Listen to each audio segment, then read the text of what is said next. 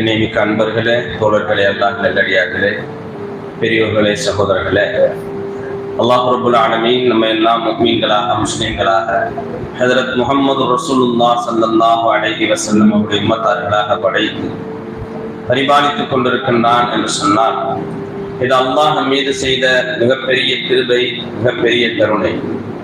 மிக்க அன்பர்களே, ஒரு அருமையான ஒரு மஜ்லிஸ் அல்லாஹ் தஆலா நமக்கு இதை கொடுத்திருக்கிறான். இதை ஆக்கப்பூர்வமாக நாம் செயல்படுத்தி கொண்டால் நமக்கு பிரயோஜனமாக இருக்கும். ஒரு நேரம் முழிச்சிருக்கிறோம், கண்ணு முழிச்சு என்ன செஞ்சிருக்கிறோம் இருக்கிறோம், சில விஷயங்களை தெரிஞ்சுக்கிட்டு போயிட்டா நமக்கு என்ன செய்யும், அது ஒரு கஃபராவா போயிடும்.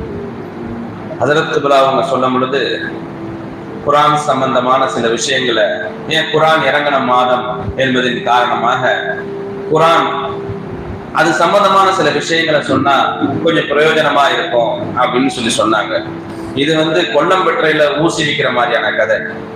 ஏன்னா எல்லா ஆளுங்கள் உட்கார்ந்து இருக்கிறாங்க, அவங்களுக்கு முன்னாடி குரான் சொல்ல முடியுமா? அவங்க முன்னாடி என்ன செய்ய முடியாது, குரானை சொல்ல முடியாது. ஏதோ ஒரு கருத்து பரிமாற்றம், அவங்களுக்கு பயன் பண்ண முடியாது. அவங்க பெரிய இல்முல சிறந்தவர்கள், அவங்களுடைய வயசுலையும் மூத்தவங்க, அனுபவத்திலையும் மூத்தவங்க நிறைய வந்திருக்கிறாங்க. அவங்களுக்கு முன்னாடி நம்ம ஒண்ணுமே கிடையாது என்று இருந்தாலும் கூட சில கருத்து பரிமாற்றங்களை என்ன செஞ்சுக்கலாம், செய்து கொள்ளலாம் என்ற அடிப்படையில் அல்ஹம்துலில்லாஹ் ஆரம்பமாகிறேன். அல்லாஹ் தஆலா கிருபை செய்யணும். இது தக்வாவுடைய மாதம் என்பது நமக்கு எல்லாருக்கும் தெரியும்.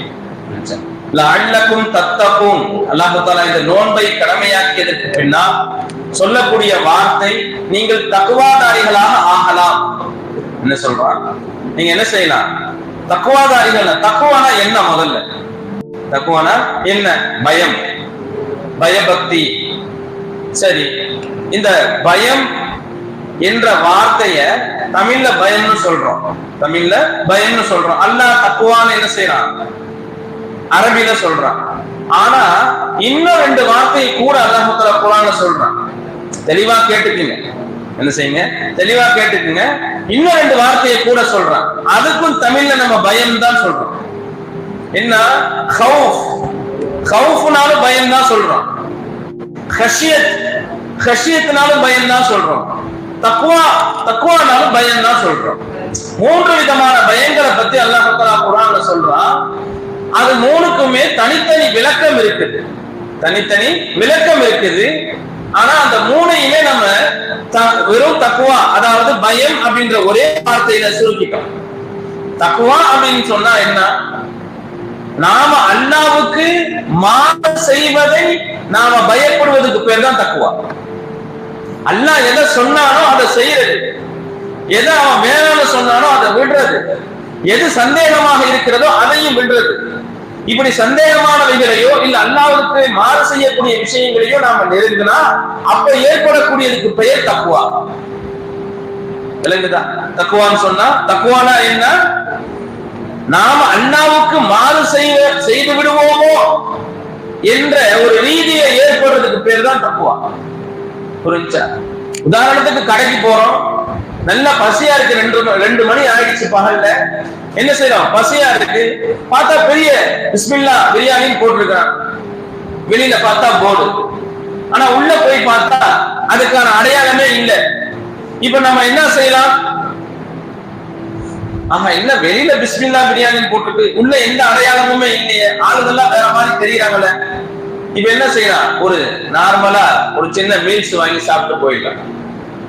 இப்போ அதுல போய் நம்ம என்ன செய்யக்கூடாது, அதுதான் பிஸ்மில்லா பிரியாணி தானே போட்டிருக்கிறான், நாம பிரியாணி சாப்பிட்டா என்ன அப்படின்னு சொல்லி என்ன செய்யக்கூடாது, அல்லாஹ்வுடைய அந்த கட்டளைகளுக்கு நாம மாறு செய்ய முற்படக்கூடாது. இது சந்தேகங்களை விட்டுறது, இது சந்தேகங்களை விட்டுறது. புரிஞ்சா? இது சந்தேகமா தெரியுது, பிஸ்மில்லா பிரியாணி போட்டிருக்கு, ஆனா உள்ள வேற மாதிரி இருக்கு. என்ன செய்யலாம், ஒரு சந்தேகம், என்ன செஞ்சிடணும். இப்போ அந்த ஹராமான விஷயங்களாகவும் அது இருக்கலாம் என்பதனால அந்த லஹம், அந்த இறைச்சி ஹராமான முறையில் அறுக்கப்பட்டதாகவும் இருக்கலாம் என்பதன் காரணமாக அதை என்ன செய்யணும், அதை தவிர்த்து நாம என்ன செய்யலாம், வெஜ் சாப்பாடு சாப்பிட்டுக்கலாம். இப்படி நாம அல்லாஹ்வுக்கு மாறு செய்து விடுவோமோ என்று ஏற்படக்கூடியதுக்கு பெயர் தக்வா. ஹவுஃப்னா என்ன? ஹவுஃப்னு சொன்னா அப்படின்னா என்ன? கௌஃப்னு சொன்னா அல்லாஹ்வை தவிர்த்து அவருடைய மொத்த படைப்பினங்களின் மூலமாக ஏற்படக்கூடிய பயத்துக்கு பேர் கௌஃப். புரியுதா? அல்லாஹ்வை தவிர்த்து மற்ற அவருடைய மொத்த படைப்பினங்கள் எதன் மூலமாக இருந்தாலும் சரி, காசு பணங்களின் மூலமாக இருந்தாலும் சரி, இன்னவர விஷ ஜந்துக்களின் மூலமாக இருந்தாலும் சரி, எதிரிகளின் மூலமாக இருந்தாலும் சரி, எப்படி இருந்தாலும் சரி, அல்லாஹ்வை தவிர்த்து மற்ற ஏனைய அல்லாஹ்வுடைய மக்லூகாத்துகள் படைப்பினங்கள் மூலமாக நமக்கு பயம். கொசுவை பார்த்து பயப்படுறோமா? ஒரே மலை சிக்கன் குனியாங்கிறா, மலேரியாங்கிறா, டெங்குங்கிறா, இல்ல காலுக்கு கீழே பறக்குது. காலுக்கு கீழே டெங்குன்னா அது என்ன செய்யாதான்? காலுக்கு மேல பறக்காதான். அப்ப நம்ம தக்பீர் கட்டிட்டு என்ன செய்யறோம்? ஆஹா, இது காலுக்கு கீழே பறக்குது, இது டெங்குவா இருக்குமா, மலேரியாவா இருக்குமா, இல்ல சிக்கன் குனியாவா இருக்குமா, மட்டன் குனியாவா இருக்குமா அப்படின்னு நம்ம என்ன செய்யறோம்? ஒரு பயம் நம்ம உள்ளத்துல வருதா இல்லையா? அந்த பயத்துக்கு பேரு கௌஃப். அந்த பயத்துக்கு பேரு கௌஃப். ஏன்? அந்த கொசு அல்லாஹ்வுடைய படைப்பு. அந்த கொசு அல்லாஹ்வுடைய படைப்பு. அதனால அந்த படைப்பின் மூலமாக ஒரு பயம் ஏற்படுகிறது. அந்த பயத்துக்கு பேர் கௌஃப். அல்லாஹ் குர்ஆன் நெடுவரிலும் அந்த சொல்லக்கூடிய வார்த்தைகள் ஒவ்வொரு வார்த்தைக்கும் ஒவ்வொரு விளக்கம் இருக்கிறது. நாம பொதுவாக அதை பயம்னு சொல்லி தமிழ்ல சொல்லிட்டு போயிடுறோம். பொதுவாக பயம்னு சொல்லி என்ன செய்யறோம்? தமிழ்ல சொல்லிட்டு போயிடுறோம். அல்லாஹ் அதுக்கு மாற்றமாக ஒரு வார்த்தையை சொன்னால் அது மாற்றமாக இன்னொரு கருத்து இருக்கின்றது, இன்னொரு கருத்து இருக்கிறது. ஆகையால் அது எல்லாத்தையும் நம்ம என்ன செய்ய முடியாது, பயம்னு ஒதுக்கிட முடியாது. ஏன்னு சொன்னா சிங்கம் அப்படின்ற நம்ம தமிழ்ல பயன்படுத்தக்கூடிய அந்த தமிழ் வார்த்தைக்கு 501 அரபு வார்த்தைகள் இருக்கு. எத்தனை? நம்ம சிங்கம்னு சொல்றோம் இல்லையா, அதுக்கு அரபு வார்த்தை எத்தனை இருக்கு? 501 வார்த்தைகள் இருக்கு. கண்ணு பயன்படுத்துறோம் நாம, ஐன் அப்படின்னு சொல்றோம். ஐன்னு சொன்னா கண்களுக்கும் சொல்லலாம், ஊற்றுக்கும் சொல்லலாம், புண்ணுக்கும் சொல்லலாம். உடம்புல ஏற்படுத்தாரு புண்ணு, அதுக்கும் சொல்லலாம். ஆனா அரபு வார்த்தை என்ன? ஒண்ணுதான், ஐன். ஆனா தமிழ்ல அதுக்கு விளக்கம் என்ன? கண்களுக்கும் சொல்லலாம், ஊற்று வருது பாருங்க தண்ணி, அந்த ஊற்றுக்கும் சொல்லலாம். அதே போல உடம்புல புண்ணு வருது பாருங்க, அதுக்கும் சொல்லலாம். அப்போ பலதரப்பட்ட அர்த்தங்களுடைய ஒரு வார்த்தை இருக்கிறது. அதே போல பலதரப்பட்ட வார்த்தையுடைய ஒரு அர்த்தம் இருக்கிறது அரபியில. விலங்குதாங்கிற. அப்போ கௌஃப்னா என்ன? அல்லாஹ்வுடைய படைப்புகளின் மூலமாக ஏற்படக்கூடிய பயம். அல்லாஹ்வுடைய படைப்புகளின் மூலமாக ஏற்படக்கூடிய பயம். கஷ்யத்தினா என்ன? தக்வானா சொல்லிட்டேன், கௌஃப்னா சொல்லிட்டேன். கஷ்யத் இன்னமா யக்ஷல்லாஹு மின் இபாதிஹில் உலமா. அல்லாஹ்வை அதிகம் அஞ்சக்கூடியவர்கள் உலமாக்கள் தான் என்பதாக அல்லாஹ் குர்ஆன்ல சொல்றான். இங்கே அச்சத்தை சொல்றான், பயத்தை சொல்றான். இந்த பயம் என்ன? இந்த பயம் கஷ்யத். கஷ்யத்துன்னு சொன்னா அல்லாஹ்வுடைய ஸாத்தை மட்டும் பயப்படக்கூடியது. அல்லாஹ்வுடைய அந்த அல்லாஹ் அப்படின்ற அந்த ஒரு ஸாத்தை மட்டும் பயப்படக்கூடியது, வேற எதையும் இல்லை. அல்லாஹ் தஆலா குர்ஆன்ல சொல்லும் பொழுது அலா இன்ன அவுலியா அல்லாஹி லா கௌஃபுன் அலைஹிம் வலாஹும் யஹ்ஸனூன். என்ன சொல்றான்? அவங்களுக்கு எந்த பயமும் கிடையாதுன்னு சொன்னா. எந்த பயம் கிடையாது? கௌஃப், படைப்பினங்களுடைய பயம் கிடையாது. யாருக்கு? இறைநேசர்களுக்கு, அல்லாஹ்வுடைய இறைநேச செல்வர்களுக்கு, சூஃபியாக்களுக்கு. ஆனா அவங்க எதை பயப்படுவாங்க? அல்லாஹ்வுடைய ஸாத்தை பயப்படுவாங்க. அல்லாஹ்வுடைய அல்லாஹ் நீ மட்டும்தான் லாபமோ நஷ்டமோ இன்பமோ துன்பமோ தரக்கூடிய ஒன்றை மட்டும்தான் நான் பயப்படுவேன், வேற எதையும் என்ன செய்ய மாட்டேன், பயப்பட மாட்டேன். இல்லைன்னு சொன்னா சஹாபிகள்ல சில நபர்கள் என்ன செஞ்சிருக்கிறாங்க? ஜெயில அடைக்கப்பட்டாங்க, தப்பிச்சு ஓடியாங்க வெளியில, உள்ள சிங்கத்துல மாட்டிக்கிட்டாங்க. காட்டு பகுதியில சிங்கத்துல மாட்டிக்கிட்டாங்க. சொன்னாங்க மதீனாவினுடைய எல்லைக்கு கொண்டு போய் விட்டு. யாருக்கு சொல்றாங்க? சிங்கத்திட்ட. அவங்களுக்கு என்ன கிடையாது? கௌஃப் கிடையாது. சிங்கத்தை பார்த்து பயப்பட மாட்டாங்க. சிங்கத்தினுடைய உச்சாணி கொம்பு யாருக்கிட்ட இருக்கோ அந்த அல்லாஹ்வை பார்த்து பயப்படுவாங்க. அதனால சொன்னாங்க கொண்டு போய் மதீனாவுடைய எல்லையை ஓடினாங்க. அந்த சிங்கம் அவர்களுக்கு பாதுகாப்பாகவும் வழிகாட்டியாகவும் வந்துச்சு. எப்போ அல்லாஹ்வை மட்டுமே அவங்க பயந்தாங்களோ, மன் ஹாஃபல்லாஹு ஹாஃபலஹு குல்ல ஷை, யார் அல்லாஹ்வை மட்டுமே பயப்பட்டாங்களோ அவங்களுக்கு எல்லாமே பயப்படும். மல்லம் யுஹப்பிபுஹு குல்ல ஷை, யார் அல்லாஹ்வை பயப்படவே, நீ கொசுவை பார்த்து பயப்படணும், ஒரு நாயை பார்த்து பயப்படணும், ஒரு குரங்கை பார்த்து பயப்படணும்.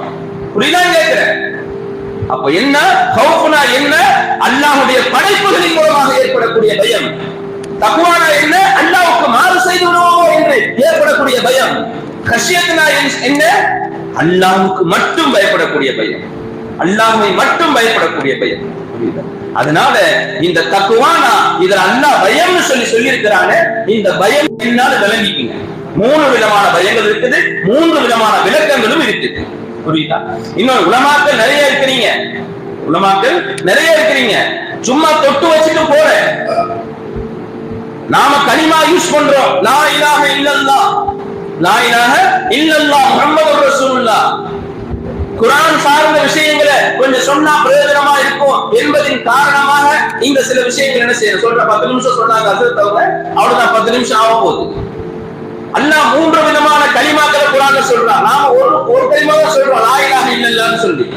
அல்லாஹ் சொல்லக்கூடிய கலிமா கவனிங்க, தஃசீலா வரும் இன்ஷா அல்லாஹ், மிச்சம்லாம் வரும். புரியுதா? இங்க கவனிங்க, புரியுதா? முக்கியமான விஷயங்கள் விட்டீங்கன்னு அடுத்து கிடைக்காது, அடுத்து ரிப்பீட் ஆகாது. புரிஞ்சா? நாம சொல்றோம் கலிமா லா இலாஹ இல்லல்லாஹ், ஒரு கலிமா. அஃதலு ذிக்ரி லா இலாஹ இல்லல்லாஹ், திக்ர்களிலே சிறந்தது லா இலாஹ இல்லல்லாஹ்னு சொல்லி. குர்ஆன்ல அல்லாஹ் 3 கலிமாக்களை சொல்றான்.